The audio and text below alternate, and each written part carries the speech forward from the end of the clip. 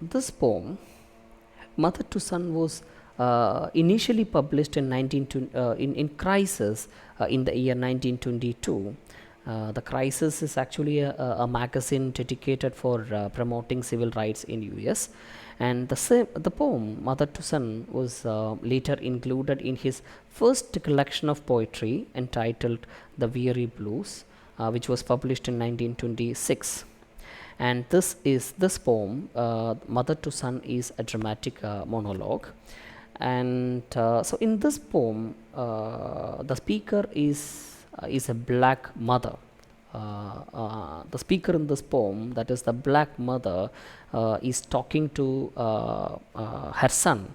So it is a dramatic monologue. This poem is a dramatic monologue, since we have a speaker in the form of a black mother and a silent listener. So through this poem, the black mother, describes many problems that the black people face in a racist society like then America. And she also tells her son about various obstacles and dangers that he may face in a racist society that the whites never have to face in their life. So again,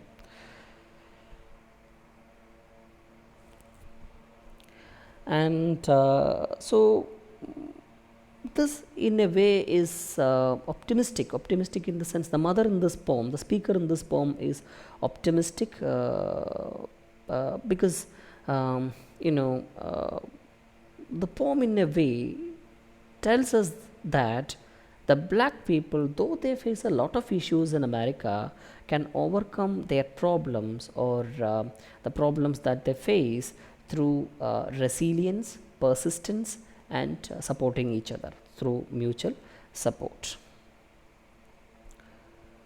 So as I told you, this is kind of an advice, in the form of an advice by a mother to a son about challenges of life. And she also gives her son a few tips to survive and thrive in a racist society like America. So the poem in that sense includes the thoughts of a mother whose life is full of mysteries, in the sense, being a black woman, the mother, the speaker in this poem, had to face a lot of difficult situations in life. So she in a way tells his son, warns his son, that you may also face the same experiences. So this poem in that sense includes the harsh experiences of a mother, of a black mother, black American mother. So and she also wants her son, the speaker in this poem also wants her son to be strong, so that he can face any situations in life. So now let me read out the poem first, Mother to Son. Well, son, I'll tell you, life for me ain't been no crystal stair. It's had tacks in it, and splinters, and boards torn up, and places with no carpet on the floor, bare. But all the time has been a climbing on, and reaching landings, and turning corners, and sometimes going in the dark, where there ain't been no light. So boy, don't you turn a back, don't you sit down on the steps, cause you find it's kinda hard. Don't you fall now, and for a still going honey, still climbing, and life for me ain't been no crystal stair. So let me take the first few lines for detailed analysis. Well, son, I'll tell you, life for me ain't been no crystal stair. It's had stacks in it, and splinters, and boards torn up, and places with no carpet on the floor bare. So this poem, as you can see, begins with the word well. So this indicates that the mother is responding, the speaker, that is the mother is responding to a question by the son. It seems the mother and the son have been talking about life or the experiences, etc. So at one point, the son might have asked a question. So it seems the poem is an answer to the question asked by the son. So the word well indicates that the mother is responding to a question by the son. And if you read the poem, you understand that the poet has employed a colloquial style. So the very use of the colloquial style in this poem implies that, or means that, the speaker in this poem, there is a speaker in this poem, and there is also a silent listener in the poem. Like we talked about earlier, we talked about described it as a dramatic monologue. It could be, described as a dramatic monologue because it has a speaker in the form of the mother and a listener, a very silent listener, who is the son of the mother. So, and so, well, son, I'll tell you, life for me ain't been no crystal stair. It's hard, it's had tax in it. So now we are very clear that the speaker in this poem, that the black mother, the African American mother, is talking about her own experiences, or is talking about the life in general. So while talking about the experiences, her own experiences in life, she says this. She says that life has not been easy for her. Life has not been crystal stair for her. Crystal stair here, I'll explain that later. So here she says that life has not been easy for her. Life has not been a crystal stair for her, and because it had sharp nails.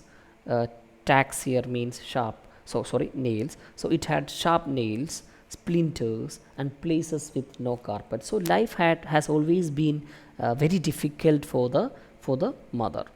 So, and boards torn up, and places with no carpet on the floor bare. So here the boards are also missing. The boards of the staircases are also missing. So this indicates the dangerous journey she was forced to take up.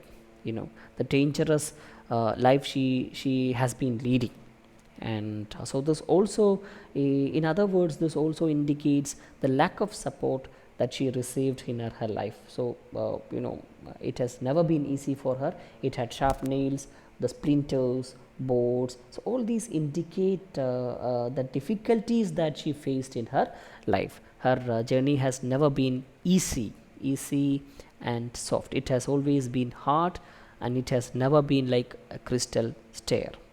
So then I talked about the colloquial style.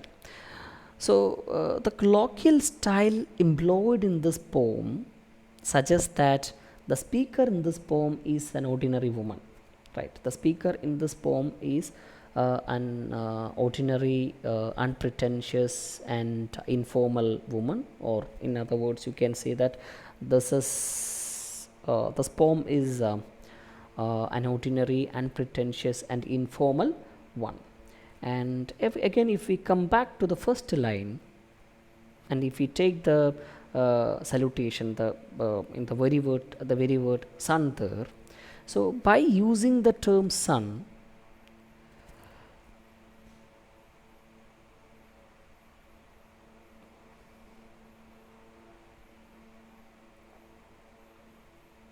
Okay, by using the word son, the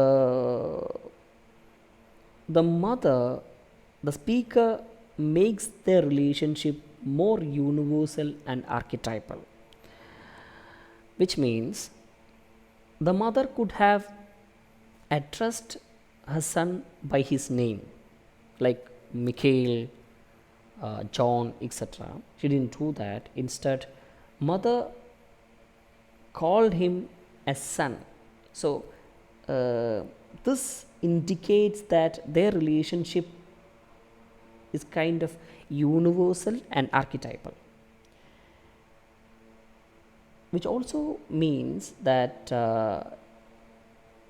this can be any mother speaking to any son. So this is more universal in nature, not specific, not the specific experience of the of a specific black American, African American mother alone.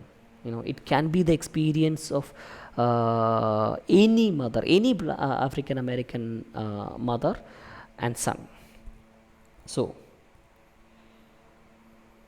another one is, throughout the poem, the poet has used terms like ain't, etc. There are other words too. So these indicate that the speaker is not educated. Speaker is an uneducated lady. See, she talks,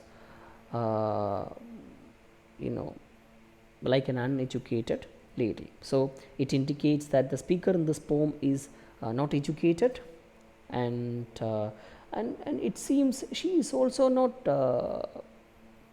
too much concerned of the language that she uses, or maybe the beauty of the language that she uses. So it tells us that the speaker in this poem is an uneducated woman. So and another important thing that I think we must talk about here is the shape of the poem, the form of the poem. So a view at the shape of the poem tells us that it does not follow any pre-planned predictable scheme. You see, the first line, the second line, the third line, the fourth line. So it does not follow any pre-planned predictable scheme, either in meter or in rhyme. So it doesn't follow any specific pattern. Okay. And here we already know that the speaker in this poem is an ordinary woman, an uneducated mother.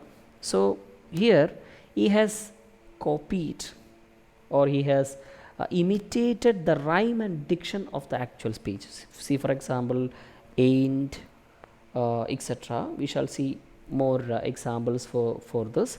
So by doing this, the poet here has attempted to mimic the rhyme and diction of the actual speech. Now let's take this crystal stair. See, here mother's life has been metaphorically described as staircase. It has been metaphorically represented, described, or explained as staircase, and that staircase hasn't been made of crystal. It hasn't been made of crystals, or it hasn't been easy, and that staircase of the mother consists of many obstacles, like the splinters, like the sharp nail, absence of carpet, absence of boards, etc. So it had many shortcomings, and it seems the staircase here is an apt metaphor through which the poet is able to describe the ups and downs that one may face in life. So it indicates the ups and downs in life too. And the very usage stair here implies a stairway or a staircase that is special, that is, beautiful, that is finely made, and that does not you know consist of any obstacles. So it also symbolizes wealth, you know and not only wealth, it also symbolizes power, privilege that the white people enjoyed in a the then racist American society. So the crystal stair, in short, means just the opposite of the staircase that the mother traveled by, or that the mother has been climbing.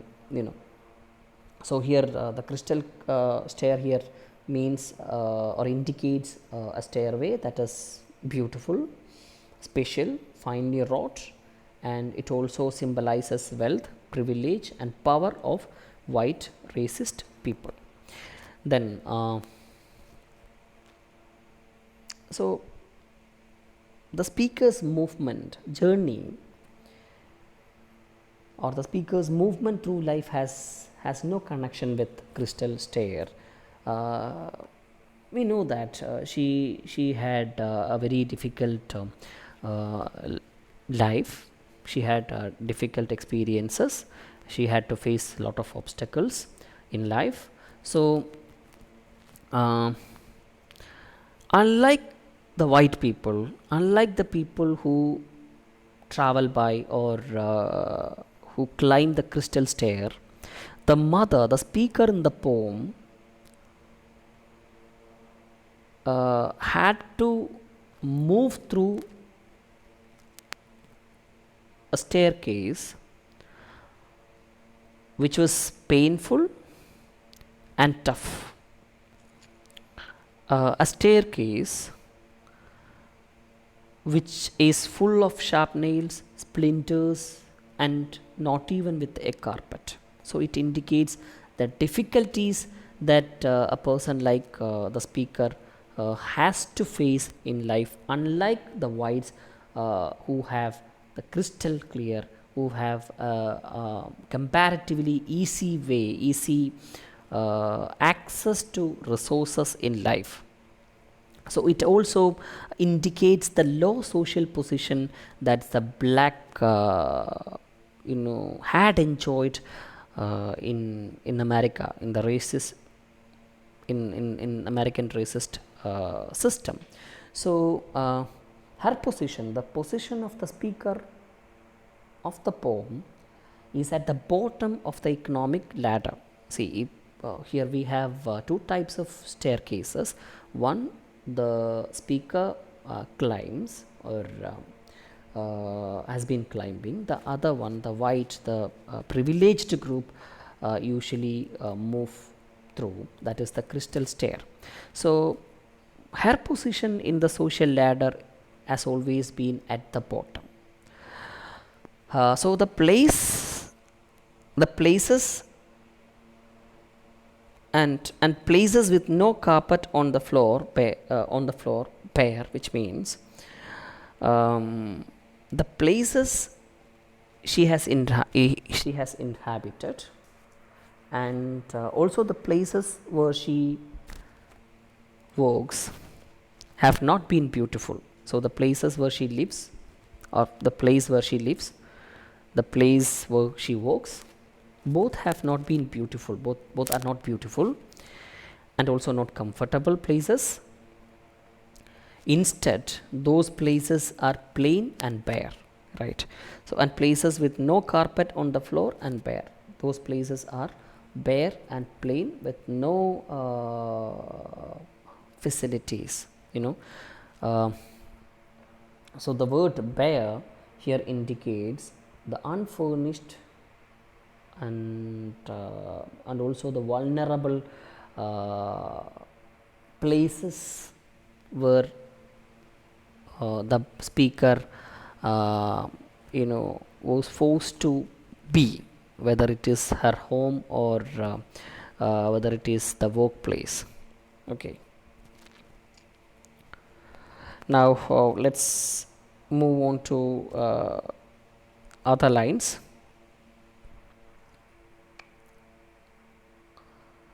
We have talked about all these things.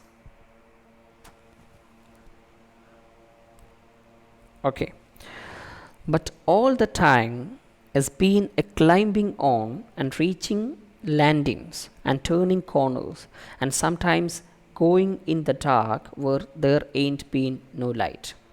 So when it comes to these lines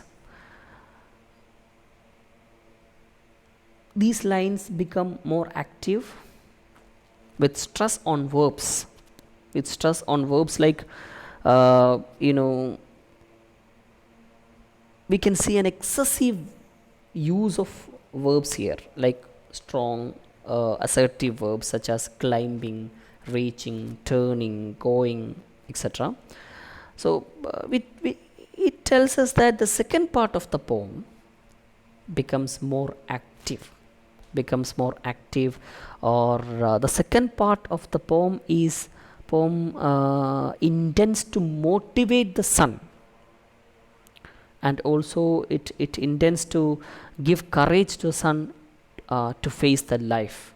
Okay, uh, and just like the mother, but all that time has been a climbing on and reaching landings and turning corners. So just like the mother, the son also has to face similar situations in life, because he is also black. Being a black man, being a black person, like his mother, he may also have to face problems of similar nature. And see, she has been climbing on irrespective of the difficulties, right? She had to face a lot of obstacles, like splinters, the sharp nails, lack of carpet, lack of boards, etc. So irrespective of all these disadvantages, she has been climbing, or she has been moving forward in life, you know and so it's been climbing on and reaching landings and turning corners and sometimes going in the dark where there ain't been no light, which means sometimes she had to move through darkness too. So irrespective of all the disadvantages, she has been moving forward, she has been climbing, she has been facing life boldly, and sometimes she had to pass through darkness too, and she has been moving through despite all the disadvantages, right? And what are the disadvantages? Lack of light, right? So amidst all the disadvantages, she has been climbing the metaphorical stair of life. She has been she has been facing the life. Despite all these issues, she has been facing the life, she has been working hard, she has been trying hard to be happy. So which means she has been climbing the metaphorical stairs of her life. So turning corners and going in the dark, turning corners and sometimes going in the dark. So turning corners and going in the dark represent fear and doubts. The fear and doubt that one endures, that one faces in life, especially during the time of uncertainty. So these two things, that is turning corners and going in the dark, suggest or indicate fear and doubts that one may face during the time of uncertainty. So in everybody's life, not only in the life of the speaker, but in everybody's life, there will be moments of indecisiveness. Sometimes in life, we also are not able to take decisions, or sometimes we may also face confusions. But one must not stop going forward. One must not stop moving forward. Even if one faces moments of indecisiveness and confusion, one must always move forward, and one must not give up hope in life. Even if he faces even if he faces confusion in life, he must not give up hope. And sometimes going in the dark where there ain't been no light. So here the mother is encouraging her son to follow her path, or to be like her. So she encourages her son to follow her, and she believes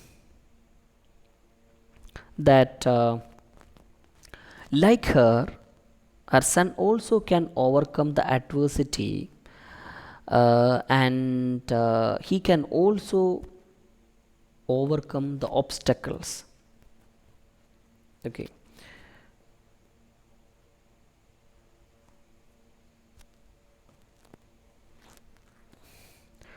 Now let's move on. So, boy, don't you turn back, don't you sit down on the steps, cause you find it's kinda hard. Don't you fall now, for it's still going, honey, still climbing, and life for me ain't been no crystal stair. So again, here the poet uses the word boy. Speaker uses the word boy. Maybe it is to win, that is to win the attention of her son, and it is also to make sure that he is listening. Sometimes we also, when we talk for some time, we may lose the attention of the listeners. So she uses that word, she calls her son the boy, maybe to win the attention of her son, and also to make sure that the son is listening properly. And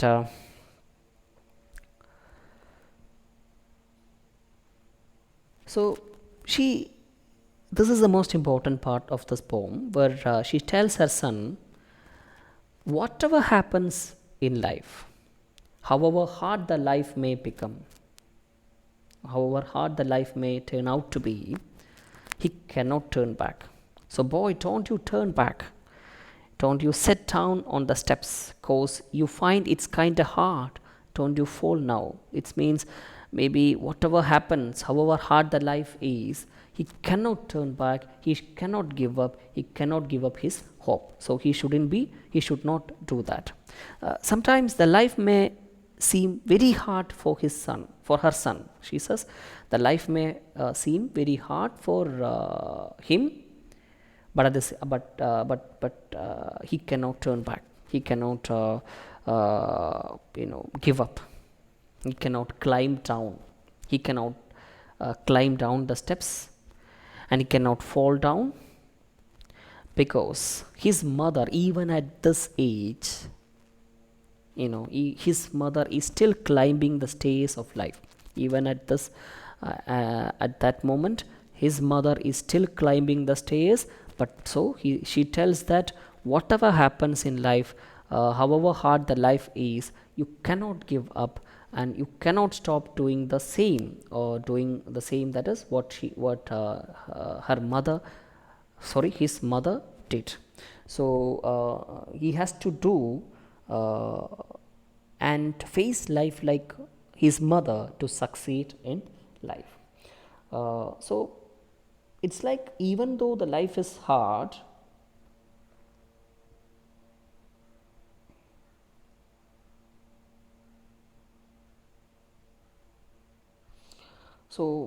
even though the life is hard, she is still moving forward, she is still facing it, and so she is still climbing the stairs of life amidst hardships.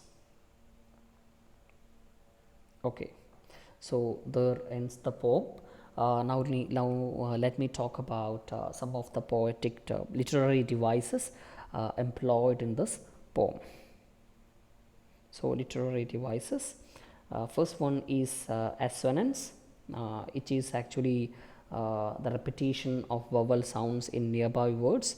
So in this poem, especially in that line, so boy, don't you turn up, so bo to. So in nearby words, the sound o has been repeated. So that is an example for the use of the poetic device called assonance. So let's move on. Another one is metaphor.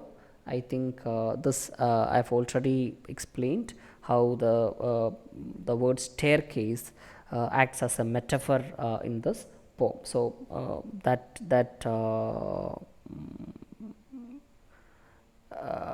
word is an example for the for metaphor. So another technique is employed is repetition. See, this line, life for me ain't been no crystal stair, has been repeated or it appears twice in this poem. So this in a way stresses the hardship that the mother faces in life. Now move on. This another one is enchantment. So we have the meaning carried over to the next line. Don't you set down on the steps, cause you finds its candor hard. So the meaning is not complete at the end of that line. It is carried on to the next line, so it continues. So don't you set down on the steps, cause you find its kinda hard. Okay, now let me talk about the language used in this poem. Here the poet has used a few techniques to give you example, anaphora, which means the repetition of a word or expression at the beginning of successive phrases, clauses, sentences, or verses for poetic effect. Take for example, if you take the lines,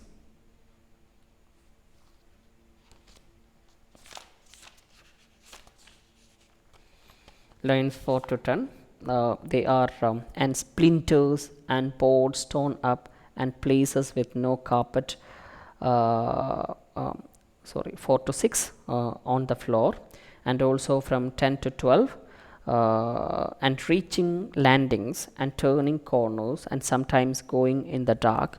So in all these lines begin with the word and. So this is an example for that for anaphora, right? So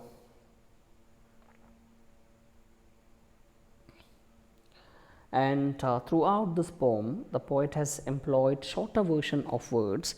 For example, words like reaching for reaching, landing for landing. So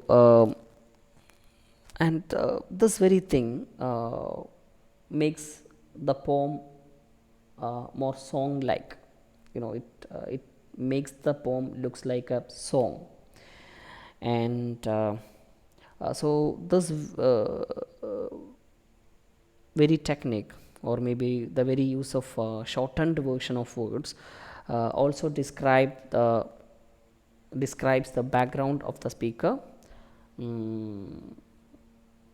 We already know that she is an uneducated mother, and also a working class woman who speaks frankly. Okay, now before I wind up, let me talk about the staircases, which I think is a very important aspect of this poem. Two types of staircases have been mentioned in this poem: the crystal stair and the staircase with tags, splinters, no boards, etc. So these staircases cannot be taken literally. and they are actually part of the extended metaphor for the unequal opportunities and challenges that the black face in America.